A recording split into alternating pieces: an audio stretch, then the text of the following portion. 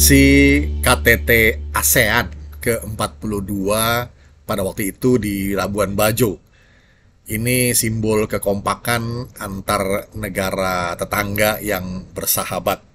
Begini, pada Selasa 10 Mei 2023 yang lalu, yang baru saja lalu, Presiden Joko Widodo telah membuka secara resmi konferensi tingkat tinggi ASEAN ke-42.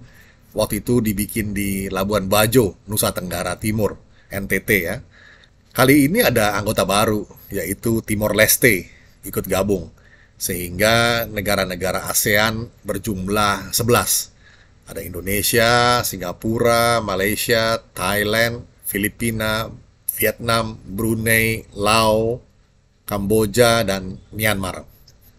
Nah, seperti sudah ditegaskan Pak Jokowi bahwa ASEAN tidak boleh jadi proksi dari negara manapun atau pihak manapun. Dengan keketuaan Indonesia di ASEAN kali ini, kolaborasi dan kerjasama dengan siapapun dan negara manapun jadi terbuka. Asal saling menguntungkan dan saling menghormati. Kita menjunjung tinggi kedaulatan negara masing-masing. Dan tentunya kita juga menyambut baik dengan diadakannya KTT ASEAN ke-42 di Labuan Bajo pada waktu itu ya, di Nusa Tenggara Timur. Ini sebuah prakarsa yang baik dan jeli untuk membuka banyak peluang lainnya di daerah. Diharapkan kekompakan dan kerjasama baik antara anggota bisa membuahkan banyak kemajuan. Ada banyak aspek yang bisa diselesaikan asal jalur komunikasi antar negara dan antar para pemimpinnya itu terjalin baik. Ambil contoh saja, misalnya baru-baru ini pemerintah Indonesia berhasil menyelamatkan 20 warga negara Indonesia, 20 WNI ya, korban perdagangan manusia dari wilayah konflik di Myanmar. Lalu pada 5 Mei lalu, giliran otoritas Filipina dan perwakilan negara lain termasuk Indonesia menyelamatkan 1048 orang dari 10 negara. 143 diantaranya adalah dari Indonesia. Ini satu hal yang luar biasa. Nah, selain itu, KTT ASEAN ke-42 itu yang diselenggarakan di Labuan Bajo telah membuka banyak kesempatan bagi pelaku usaha untuk mengembangkan usahanya baik domestik maupun antar negara. Masing-masing delegasi membawa rombongan yang bisa jadi ajang promosi, memperkenalkan produk barang atau jasanya. Lagi pula, kita punya aset kuat sebagai epicentrum of growth, yaitu ekonomi yang tumbuh jauh di atas rata dunia. Bonus demografi dan kestabilan kawasan yang terjaga.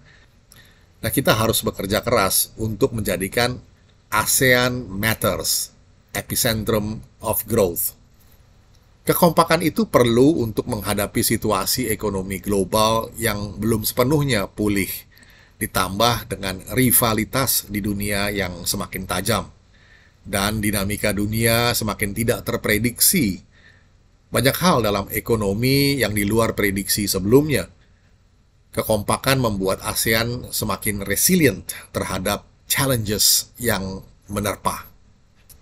Nah, sahabat, perhelatan dunia macam KTT ASEAN kemarin itu seperti sangat memacu pemerintah daerah demi melakukan persiapan-persiapan yang berkelas internasional.